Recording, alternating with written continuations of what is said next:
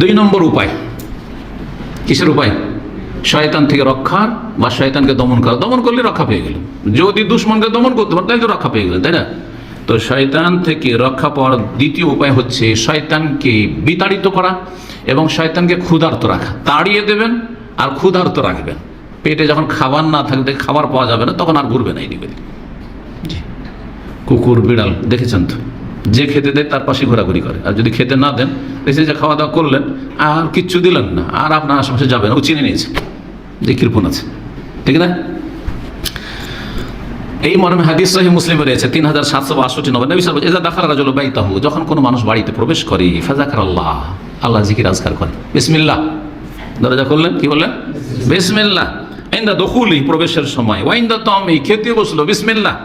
কালা শয়তান, তখন শয়তান বলে লা মাবিতা লাকুম ওয়ালা আশা, এখানে রাতও কাটানো যাবে না আর খেতেও পাওয়া যাবে না, ভাগ এখান থেকে, পালা এখান থেকে। জি, আল্লাহ। সুতরাং সতর্ক, সাবধান। বাড়িতে ঢুকছেন, বাসায় ঢুকছেন, আর তারপরে খেতে বসছেন, কি করছেন? আপনি আপনার পরিবার, ছেলে মেয়েদেরকে এইসব তরবিয়ত দেবেন। খেতে বসে যদি জিকির আজকার না করেন, অথবা আপনি বিসমিল্লাহ পড়লেন কিন্তু আপনার সাথে আপনার ছেলে মেয়েরা খাচ্ছে, তারা কিন্তু বিসমিল্লাহ পড়লো না, অনেকে কিন্তু খেয়াল করেন না, তাহলে আপনার খাবার কি ওর মাধ্যমে, যে বিসমিল্লাহ পড়লো না ওর মাধ্যমে ওই জিন শয়তান হালাল করে নেবে, হালাল করে নেবে, ওই চান্স নেবে কিন্তু। জি, এই মর্মে হাদিস রয়েছে সহিহ মুসলিম 3761 নম্বর। বলছেন রাসূল সাল্লাল্লাহু আলাইহি ওয়াসাল্লাম, ইন্নাশ শাইতান ইয়াস্তাহিলুত তাম, শয়তান মানুষের খাবারকে হালাল করে নেয়, মানে খেতে সক্ষম হয়। কিভাবে? কখন? আল্লাহ ইউজকার ইসমুল্লাহ আলাইহি, যদি বিসমিল্লাহ না বলা হয়, খেতে বসলে বিসমিল্লাহ বললেন না। এই জন্য ছোট বাচ্চারা, আরেকটি হাদিস, লম্বা হাদিস রয়েছে, সময় স্বল্পতার জন্য কিন্তু খুব জরুরি। নবী সাল্লাল্লাহু আলাইহি ওয়াসাল্লাম একবার খেতে বসেছেন, হ্যাঁ, সাহাবায়ে কেরামদের সাথে, এটি ছোট্ট বালিকা দৌড় দিয়ে এসে হাত দিয়েছে, একবার ধাই করে হাত দিয়েছে, তাড়াতাড়ি করে খাবে। আর একটা বাচ্চা হাত দিয়েছে, সাথে সাথে হাত সরিয়ে নবী সাল্লাল্লাহু আলাইহি ওয়াসাল্লাম দিলেন, কারণ ওর মাধ্যমে জিন শয়তান খেতে শুরু করবে, চান্স নেবে, হালাল করবে নিজের জন্য, বিসমিল্লাহ বলে খাবে। তাড়াতাড়ি করে যে বাচ্চারা হাত দিয়ে দেয়, ধাই ধাই করে খেতে শুরু করে, সামিল্লাহ বলে, বিসমিল্লাহ বলো, বিসমিল্লাহ বলে খেতে শুরু করো। জি, 3 নম্বর উপায়, সেটা হচ্ছে শয়তান থেকে নিজের লজ্জাস্থানকে আবৃত রাখা। শয়তান থেকে নিজের লজ্জাস্থানকে, নিজের পরিবারের ছেলে মেয়েদের লজ্জাস্থানকে কি করা? ঢেকে রাখা। শয়তান থেকে আমাকে ডাকবেন, বাথরুমে তো যেতে হবে, তাই না? বিশেষ বিশেষ কিছু মুহূর্ত আছে যখন তো কাপড় খুলতেই হবে, তাই না? তাহলে বিবস্ত্র হইতে হবে, তো শয়তান তো দেখবে, শয়তান তো দেখবে। হ্যাঁ, দেখবেন না, আপনি বিবস্ত্র হবেন, প্রয়োজন নেই, লজ্জাস্থান উন্মুক্ত করবেন, কিন্তু শয়তান দেখতে পাবে না। তদবীর, নবী করিম সাল্লাল্লাহু আলাইহি ওয়াসাল্লাম হাদিস রয়েছে, ইবনে মাজাহ হাদিস, হাদিসটি সহিহ, আল্লাহ আলবানী বলেছেন, সিতরু মা বাইনাল জিন্নি ওয়া আওরাতি বানি আদম, জিন এবং আদম সন্তানের লজ্জাস্থানের মাঝখানে আড় হচ্ছে, পর্দা হচ্ছে, ইযা দাখালাল কানিফ, যখন শৌচালয়ে প্রবেশ করবে, পেশাব পায়খানায়, বাথরুমে যখন প্রবেশ করবে, কি বলবে? আইয়াকুলা বিসমিল্লাহ, বিসমিল্লাহ বলবে। আপনারা বিসমিল্লাহ বলেন না? শুধু আল্লাহুম্মা ইন্নী আউযু বিকা মিনাল খুবুসি ওয়াল খাবায়েস, আগে বিসমিল্লাহ বলবেন, তারপরে কি বলবেন? আল্লাহুম্মা ইন্নী আউযু বিকা মিনাল খুবুসি ওয়াল খাবায়েস। 4 নম্বর উপায়, শয়তানকে দূরে রাখার চেষ্টা করা এবং শয়তানের যে ভূমিকা রয়েছে সে ভূমিকায় ব্যর্থ করা। তাহলে শয়তানকে ব্যর্থ করতে হবে। আর একটা পন্থায় ব্যর্থ করতে হবে, সেটা হচ্ছে, আচ্ছা, বাড়িতে ঢুকলেন তো হয়তো শয়তানকে ব্যর্থ করলেন, মানে খোদায় রাখলেন আর তাড়িয়ে দিলেন, যে বাড়িতে ঢুকতে দিলেন না, তাই না? খেতে দে, বিসমিল্লাহ বলেন, খেতে দিলেন না, কিন্তু বাইরে বেরিয়েছেন, এখন বাইরে বেরিয়েছেন, আর ঠিক আছে, তোকে তো বাড়িতে পাই না, কারণ তোর বাড়িতে কোনোদিন ঢুকতে দিস না, বিসমিল্লাহ বলেই ঢুকিস তুই, তাই না?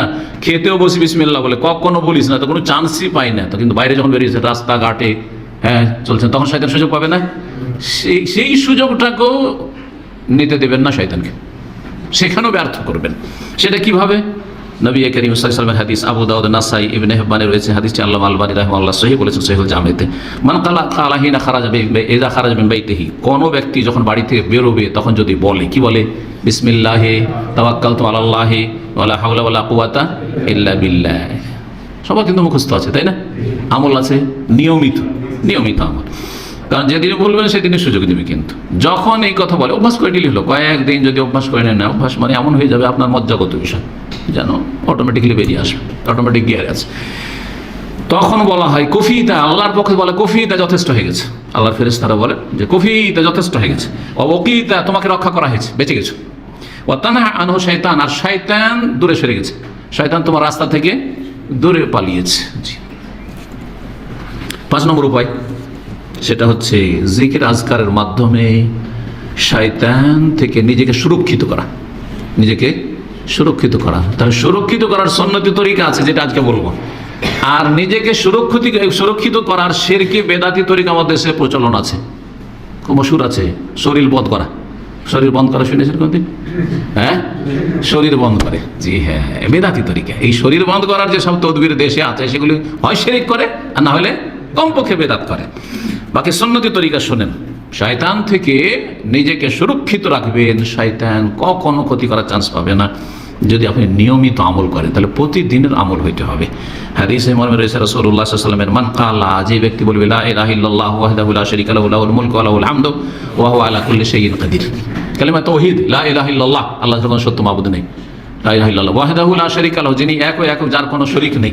লাহুল মুলকু, তার জন্য সার্বভৌমত্ব বা তার জন্য সবকিছু রাজত্ব, মালিকানা। আর ওয়ালাহুল হামদু, তার যাবতীয় প্রশংসা। ওয়া হুয়া আলা কুল্লি শাইইন কাদির, আর তিনি সবকিছুর উপর ক্ষমতাবান। ফি ইয়াউমিন মিয়াত মাররা, প্রতিদিন যদি 100 বার করে বলতে পারে। প্রতিদিন কতবার? 100 বার। 100 বার হিসাব করে দেখবেন, নিয়মিত, একেবারে তাড়াহুড়া করে বলতে হবে না। নিয়মিত লা ইলাহা ইল্লাল্লাহু ওয়াহদাহু লা শারীকা লাহু লাহুল মুলকু ওয়া লাহুল হামদু ওয়া হুয়া আলা কুল্লি শাইইন কাদির। উচ্চারণ স্পষ্ট, অস্পষ্ট করে না বেদাতীদের মতো। 7 মিনিটের বেশি লাগবে না, 6.5 থেকে 7 মিনিটের খুব বেশি, 6-7 মিনিট মাত্র। কিন্তু আমরা আসলে সময়গুলোকে নষ্ট করি, খেয়াল করি না, বেখেয়াল, গাফিলতি আমাদের মধ্যে বেশি, যার ফলে করি না। 6-7 মিনিট কোনো ব্যাপার হলো। কত ঘন্টা আপনি মোবাইল নিয়ে থাকছেন, সোশ্যাল মিডিয়া আপনি দিচ্ছেন, লা হাওলা ওয়ালা কুওয়াতা ইল্লা বিল্লাহ, কত যে পাপ হয়ে যাচ্ছে মাত্র 6-7 মিনিট। এর মাধ্যমে 4টি উপকারিতা রয়েছে, শোনেন। 100 বার যদি দিনে বলেন, সকালে বলেন,